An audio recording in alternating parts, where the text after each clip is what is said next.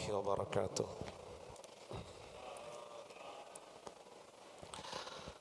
Bismillahirrahmanirrahim. Alhamdulillah alladzi 'allama bil qalam 'allamal insana ma lam ya'lam. Wassalatu wassalamu ala asyrafil anam sayyidina Muhammadin sallallahu alaihi wasallam wa ala alihi wa sahabatihi wa atba'il kiram ba'd. Subhanaka la ilma lana illa ma 'allamtana innaka antal alimul hakim. Allahumma 'allimna ilma ma yanfa'una wa anfa'na bima 'allamtana wa zidna 'ilman nafi'an wa 'amalan salihan wa rizqan thayyiban. Allahumma inna na'udzubika min 'ilmin la yanfa' wa min qalbin la yakhsha' wa min nafsin la tashba' wa min du'a'in la yasma' wa min ha'ula'il arba'. Wa sallallahu ala sayyidina Muhammad wa ala alihi wa sahbihi wa barik wa sallim tasliman katsira walhamdulillahi rabbil alamin. Hadirin hadirat jamaah salat asar rahimana wa rahimakumullah. Insyaallah sore hari ini kita lanjutkan pengajian kita, masih materi yang terkait dengan pertemuan kita sebelumnya yang berbicara tentang adab wa ahkam al-buyu', etika-etika dan hukum-hukum jual beli. Ya, kami sedikit review ingatan kita. Pertama, dianjurkan kepada siapa saja pencari karunia Allah di pagi hari, jangan tinggalkan 4 rakaat salat syuruk sebelum berangkat dari rumah ke tempat kerja. Yang kedua, ketika nanti mendengar panggilan azan, maka bergegaslah untuk berangkat memenuhinya. Jangan ulur waktu dan jangan disibukkan oleh pekerjaan. Kita harus bertarung melawan semua kepentingan dunia demi untuk memenuhi panggilan Allah. Yang ketiga, seorang pedagang mesti as-sidqu wal amanah, jujur dan terpercaya, harus mempertahankan kejujurannya dan kepercayaan dirinya, ya, kepercayaannya terhadap orang lain, karena itulah harga dirinya, jati dirinya. Yang keempat, di dalam mengambil keuntungan yang berkah yang tidak lebih dari 1/3 modal atau 30% dari modal, sekalipun boleh lebih berlipat-lipat, namun yang berkah adalah yang tidak lebih dari 30% modal. Berikutnya, ya, yang kelima, pedagang itu sedapat mungkin tidak menjual barang yang tidak ada di tangannya. Ya, tidak menjual barang yang tidak ada di tangannya. Milikilah dulu barang itu lalu dijual. Ya, ini penjelasannya kita sudah sampaikan berkali-kali, semoga kita bisa pahami. Ya. Terus yang keenam, hindari riba. Ya, hindari riba. Jangan coba-coba berani celupkan tangannya pada perkara riba, karena ancamannya itu sangat dahsyat. Bukan hanya keberkahan yang tercabut, akan tetapi kita terancam 70 pintu dosa besar.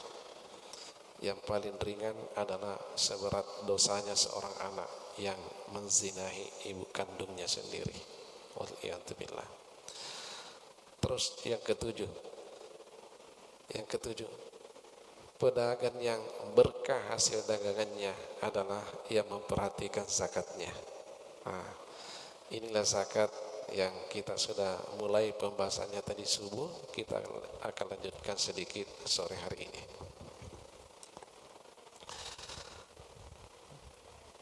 Kalau tadi subuh kita banyak mengulas tentang bagaimana informasi zakat di dalam Al-Quran dan hadis, ya, anjurannya dan bahkan perintahnya yang menunjukkan bukan hanya anjuran tapi memang kewajiban.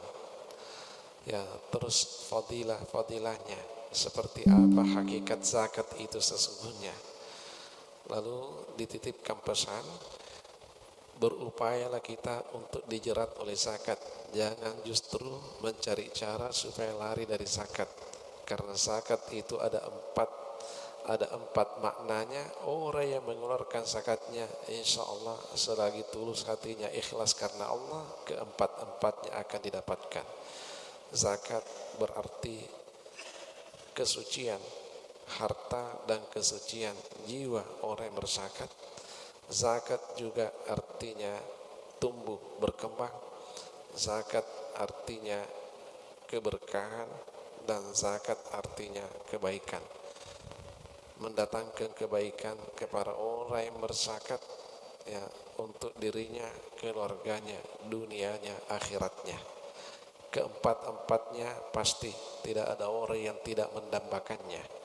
Ya, pasti semua ini yang menjadi harapannya dunia akhirat. Maka tunaikanlah zakat, jangan lari dari zakat. Ya. Hadirin hadirat, sekarang kita akan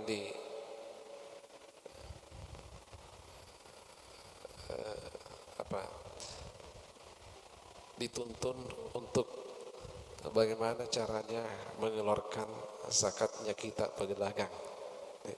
Pedagang itu bagaimana cara menghitung zakatnya. Ya, ini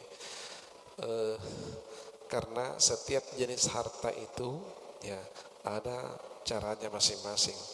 Emas lain cara mengeluarkannya.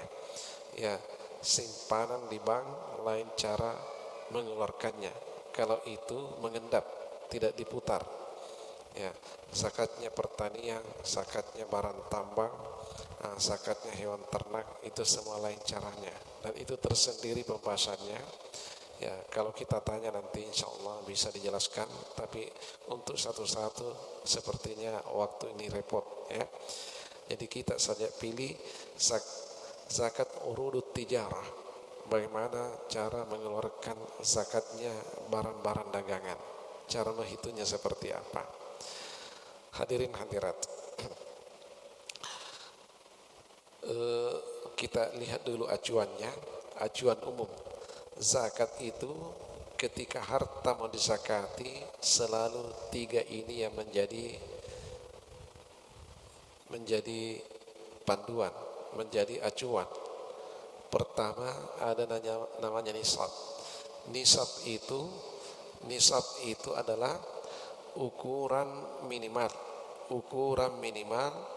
harta seseorang yang wajib zakat. Itu yang disebut dengan nisab. Ukuran minimal harta seseorang yang wajib zakat. Kalau mencapai nisabnya, maka sudah wajib zakatnya, apalagi lebih. Ya. Terus yang kedua ada namanya haul. Haul itu usia, umurnya itu harta, usianya itu barang.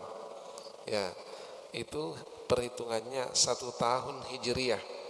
Ya, 1 tahun hijriah, bukan Januari Februari, tapi yang dihitung itu adalah Muharram Safar, Rabiul Awal, Rabiul Akhir, Jumadil Ula, Jumadil Akhir, Rajab, Sya'ban, Ramadan, Syawal, Zulqa'dah, Zulhijjah, 12 bulan.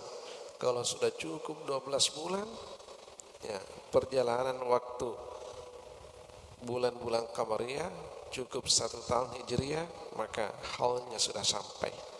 Ya, haulnya sudah sampai. Ya, kecuali nanti yang terkait dengan pertanian tidak menggunakan haul, tapi menggunakan hasad. Hasad artinya setiap kali panen. Ya. Terus yang ketiga, kalau sudah tercapai nisabnya, sudah cukup haulnya, maka yang ketiga dihitunglah qadarnya. Qadar inilah ukuran yang wajib dikeluarkan zakatnya. Itu ya.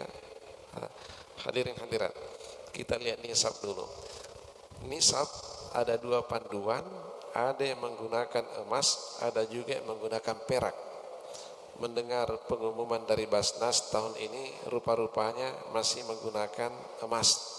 Ya, kita sudah jelaskan sebelumnya bahwa emas ini sangat melangit harganya setiap tahun. Ya, nah, ini kalau ini dijadikan panduan, maka banyak orang nanti yang tidak cukup satu nisab hartanya sehingga tidak terjerat oleh zakat.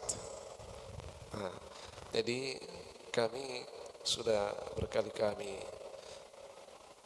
suarakan itu di majelis ulama, hanya saja majelis ulama pusat itu belum. Tapi kalau di tingkat daerah itu biasanya sudah terima ini. Jadi kami sampaikan jangan menggunakan emas, lebih baik menggunakan perak. Perak itu normal, konstan harganya setiap tahun. Ya, dulu pada masa Nabi 20 dinar 20 dinar itu setara dengan 200 dirham. Dirham itu perak, dinar itu emas. Kalau dikonversi ke gram, ya 20 dinar ini itulah 85 gram. 200 dirham ini itulah 595 gram. Harganya yang perak ini hanya 25 juta. Harganya yang emas ini lebih 200 juta.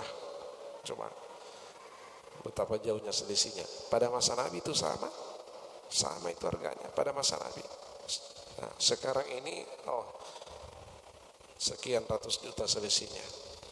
Hadirin hadirat, jadi kalau mau aman itu jadikan perak ini sebagai nisab, ya, supaya kita terjerat oleh zakat, supaya yang dikeluarkan itu zakat, dan zakat itu tidak banyak. Zakat itu tidak banyak. Hadirin hadirat, jadi okelah, ala sabil ihtiyat kita pilih standar yang lebih rendah. Inilah perak. Ketika uang kita cukup 25 juta, yakin siap-siap untuk keluarkan zakatnya, ya. Nah, kalau ada pedagang yang berangkat dari modal satu nisab, ya rata-rata kita ini berangkat dari modal satu nisab, ya, artinya modal utama kita itu lebih dari 25 juta. Ya, misalnya seorang pedagang ya berangkat dari modal 50 juta, ya. Dimulai dagangannya itu pada tanggal 1 Ramadan. Ya, 1 Ramadan dimulai membuka ya usahanya. Modalnya 50 juta, ya. Inilah yang dibelikan barang. Dalam perjalanan waktu uang 50 juta ini pasti fluktuatif. Naik turun. Mungkin bulan pertama ya naik menjadi 10 juta. Nah, dalam bentuk barang 40 juta. Bulan berikutnya naik 20 juta, naik 30 juta, mungkin turun lagi 10 juta sampai 1 tahun yang akan datang. Ramadan tahun ini sudah cukup usianya 1 tahun. Nah, kalau sudah cukup usianya 1 tahun, nah kita perhatikan berapa uang cash yang kita simpan. Ya, uang cash yang kita simpan misalnya 20 juta. Baik. Dalam bentuk barang. Nah, barang ini dihitung. Yang dihitung adalah modalnya. Modalnya itu barang dihitung. Ya, ada 3 kiosnya dihitung semua. Kios A, kios B, kios C. Berapa semua itu? Nah, berapa modal dalam bentuk barang yang masih tersimpan di kios? Nah, katakanlah ya 50 juta juga. Nah, berarti 20 juta uang cash, 50 juta dalam bentuk barang, jumlahnya semua 70 juta. Baik. Ya. Terus adakah nota yang belum terbayar? Semua nota yang belum dibayar, bayar dulu. Ya, misalnya ada notanya belum terbayar, jumlahnya semua 10 juta dibayar. Jadi sisanya tinggal 60 juta. Nah, mungkin ada karyawan yang belum dibayar gajinya, bayar dulu gajinya. Nah, dibayar 5 juta, tersisa 65 juta. Ya, 55 juta. Ya. Ya, 55 juta. Ya. Terus siapa tahu ada piutannya yang insya Allah dalam bulan Ramadan ini akan dibayar. Ya. Kalau ada, sebaiknya dihitung juga. Nah, piutannya nanti dibayar sebelum lebaran, masuk kameman. Berapa? 5 juta. Jadi kembali 60 juta. Ya. 60 juta inilah yang neto. Ya. Ya, itu hartanya bersih dalam bentuk uang tunai dan dalam bentuk barang setelah keluar semua pengeluaran. Nah, inilah yang 60 juta dikali 2,5%. Berapa kira-kira itu? 60 juta kali 2,5%. 10 juta hanya 250 ribu ya. 20 juta 500 ribu ya. Kalau 60 juta 1 juta 500 ya. Zakatnya hanya 1 juta 500 ribu dari uang 50 juta ya. Begini caranya menghitung zakatnya barang-barang perdagangan. Ini bagi pedagang yang berangkat dari satu nisab, berangkat dari modal yang satu nisab. Kalau berangkat dari modal yang tidak cukup satu nisab, ya misalnya ia hanya berangkat dari modal 500 ribu karena pedagang kue, ya 500 ribu dalam menjalankan usahanya ini, ya bulan pertama dibuka pada bulan Muharram misalnya, ya Muharram, Safar, Rabiul Awal, Rabiul Akhir, Jumadil Ula, Jumadil Akhir, Rajab, Sya'ban, Ramadan. Nanti Ramadan baru cukup 25 juta. Ya. Ramadan baru cukup 25 juta. 9 bulan kemudian baru uangnya cukup 25 juta. Disitulah mulai berhitung. Start haulnya Ramadan. Jadi sampai Muharram tahun depan belum cukup satu haul. Sekalipun usahanya sudah sampai 1 tahun, tapi haul zakatnya belum. Kenapa? Startnya tadi di bulan Muharram Ramadan. Begitu Ramadan, sudah cukup haul. Ya, disitulah melihat asetnya dalam bentuk uang tunai dan dalam bentuk barang dihitung seperti yang pertama tadi. Ya, kalau masih cukup satu nisab, apalagi lebih. Ya, setelah keluar semua pengeluaran, ya tersisa pendapatan murni, ya sudah ya bersih semua dari semua sangkutan, maka itulah yang dihitung kadarnya 2,5%.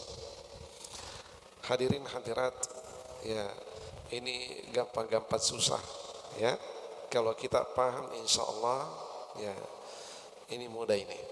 Tapi kalau tidak paham biasanya bingung. Ya, olehnya itu hadirin hadirat kita yang masih bertahan duduk ini, ya siapa tahu ada pertanyaan, ya silakan disampaikan. Wallahu a'lam. Siapa tahu ada yang mau ditanyakan terkait zakat hijau atau Ya. perdagangan. Ya. Mungkin sedikit Pak Ustaz Ya. terkait dengan urut tijarah ini.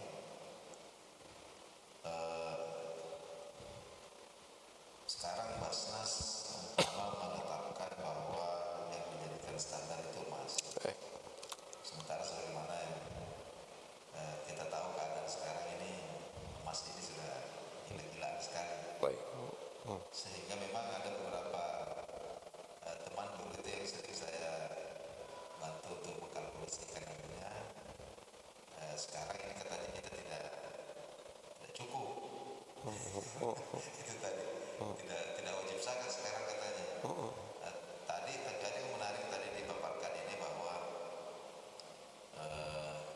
kita bisa beralih ke perak. Ya.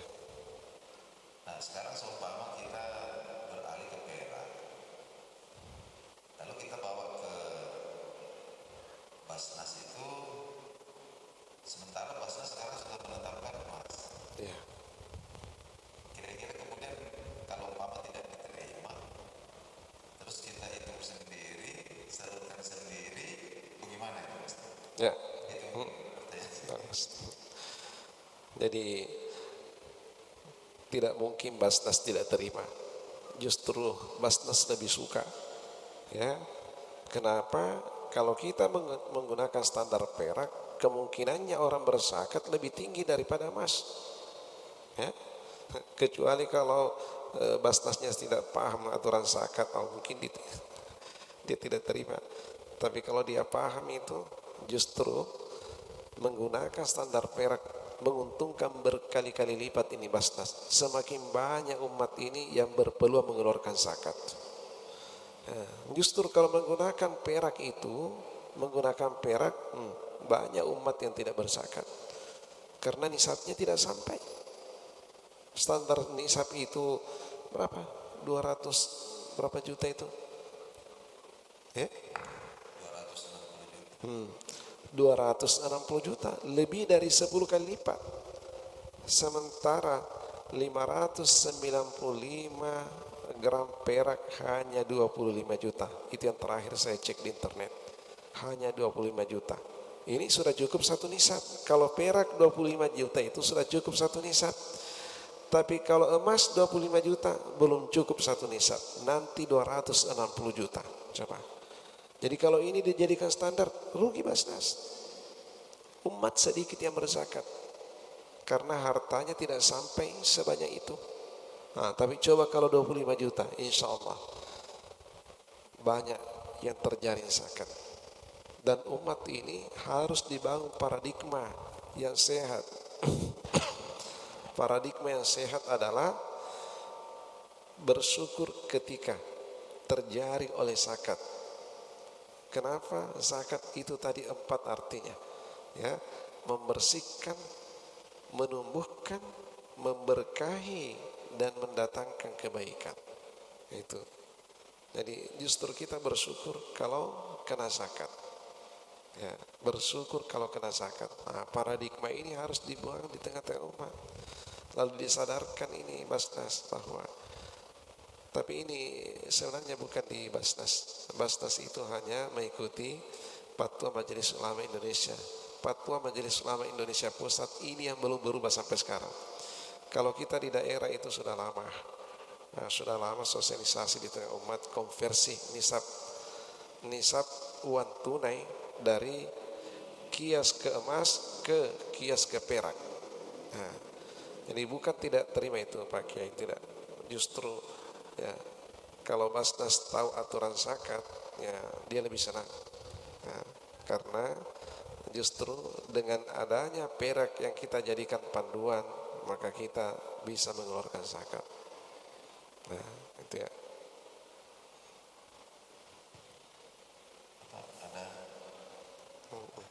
Ada satu lagi Mas. Ya. Mas Devi ada pertanyaan.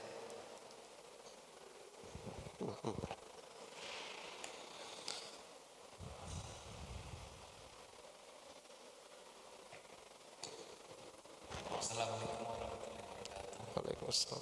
Ya, agak menyimpang sedikit ini. Saya mau tanya masalah korupsi yang diwariskan. Misalkan seperti saya ini, korupsi diserui. Kan anak-anak saya kan tidak tahu bagaimana kondisi saya. Uang korupsi saya kumpulkan di tabungan dari rekening. Setelah itu saya wariskan ke anak-anak saya yang tidak tahu apa-apa. Apakah harta warisan yang diterima anak-anak saya ini halal? Itu saja. Terima kasih. Itu di dalam kaidah fikih dikatakan ma haruma akhzuhu haruma i'ta'uhu. Ma haruma akhzuhu haruma i'ta'uhu. Segala yang haram cara mendapatkannya, haram juga memberikannya. Ya, haram mendapatkannya, haram juga memberikannya. Yang diterima iya tetap. Ya, tetap. Nah, jadi ini Pak Haji ini, Mas ini seorang koruptor. Nah, jadi pendapatannya itu pendapatan yang tidak halal, terus diwariskan nanti ke anak cucu keturunannya, semua yang menerima barang ini, ya, tetap hukumnya sama. Ya, ya. Sama dari yang pertama berdasarkan kaidah ini. Misalnya ini Pak, saya kasih bapak ini nasi basi, nasi yang basi. Apakah setelah sampai pada bapak ini berhenti basi? Hah? Berhenti basi atau masih basi? Nah, begitulah. Asalnya memang sudah basi. Per kemanapun tetap ia nasi basi. Bukan ini basi, sekalinya pindah ke bapak langsung menjadi nasi panas. Oh tidak, ya, tetap nasi basi. Kalaupun dipanasi tetap basi. Begitulah. Tapi masalahnya anak-anak saya atau cucu-cucu saya tidak tahu sama sekali bahwa itu hasil kejahatan, dan mereka menganggap ini adalah uang baik-baik. Itu. Ya. Barang itu tetap haram. Hanya saja dosa bagi anak-anak ini dekat dengan ampunan Allah ketika ia bertobat. Ketika ia bertobat dekat dengan ampunan Allah oleh karena yang bersangkutan tidak tahu. Ya, yang bersangkutan tidak tahu. Tapi barang itu tetap barang yang tidak halal. Ya, tetap barang yang tidak halal. Sama dengan kalau bapak ini datang ke rumah saudaranya yang non, disuguhi barang yang tidak halal, dimakan. Apakah itu halal? Tetap tidak halal. Tapi bapak karena tidak tahu, insya Allah diampuni oleh Allah. Tapi barang itu tetap haram. Apa maksudnya? Ya, datang bertamu, ya, disuguhi ya makanan yang tidak halal, tidak tahu, makan. Apakah karena tidak tahunya itu halal? Tidak, tetap haram. Tapi ampunan Allah itu dekat oleh karena ya kita tidak tahu. Rufi al-qalamu an salasin, penanya malaikat itu terangkat dari 3. Ada hadis yang menyebutkan an arba'in, ada 4. Yang keempat itu adalah ala man istukrihu alaih, bagi orang yang terpaksa. Termasuk yang terpaksa adalah orang yang tidak tahu. Bisa dipaham? Jadi tetap barang itu haram. Tetap barang itu haram. Hanya saja yang tidak tahu itu diampuni oleh Allah karena tidak tahunya. Nah, tapi keharamannya itu terpulang semua kepada siapa yang melakukannya. Nah, nanti kalau ini anak itu tahu kalau ini barang-barang yang tidak beres lalu tetap saja dikonsumsi, baru dia ikut berdosa setelah tahu. Bisa dipaham? Ya. Apa tadi? Pakai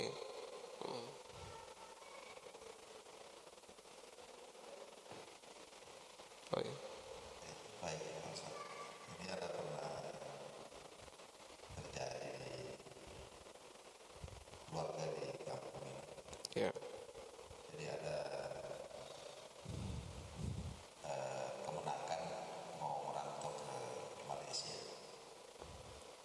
Kemudian mau pinjam uang sama paman. Paman ini kebetulan tidak punya uang cash juga, tapi ada sapi itu waktu dia jualkan untuk kemenakannya, anak sapi lah.